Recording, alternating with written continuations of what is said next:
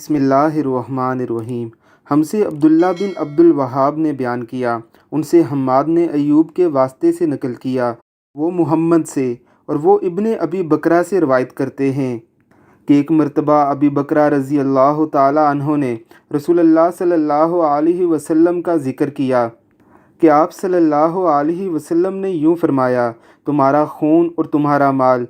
محمد کہتے ہیں کہ میرے خیال میں آپ صلی اللہ علیہ وسلم نے فَأَعْرَاضُكُمْ کا لفظ بھی فرمایا، یعنی اور تمہاری آبروئیں تم پر حرام ہیں، جس طرح تمہارے آج کے دن کی حرمت تمہارے اس مہینے میں۔ سن لو یہ خبر حاضر غائب کو پہنچا دے۔ اور محمد راوی حدیث کہتے ہیں کہ رسول اللہ صلی اللہ علیہ وسلم نے سچ فرمایا، پھر دوبارہ فرمایا کہ کیا میں نے اللہ کا حکم تمہیں نہیں پہنچا دیا؟ صحیح بخاری حدیث نمبر 105۔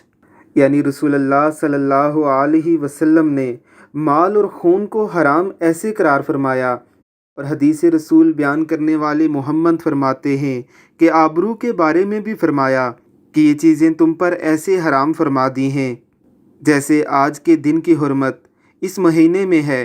یہاں یہ یاد رہے کہ اس دن سے مراد خطبہ حجۃ الوداع کا دن ہے، جس طرح وہ دن اور وہ مہینہ حرمت والا ہے اور وہ دن اس مہینے سے بھی زیادہ حرمت والا ہے، ایسے ہی تمہارا خون، تمہارا مال اور تمہاری عزت اور آبرو بہت حرمت والی ہے، اسے پامال نہ کرو۔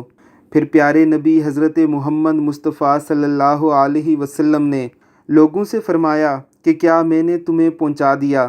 تو صحابہ اکرام رضوان اللہ علیہم اجمعین نے دیگر احادیث کے مطابق فرمایا کہ آپ نے تو حق ہی ادا کر دیا۔ اللہ رب العزت ہمیں دین سیکھ کر اس پر عمل کرنے کی توفیق عطا فرمائے، آمین ثم آمین۔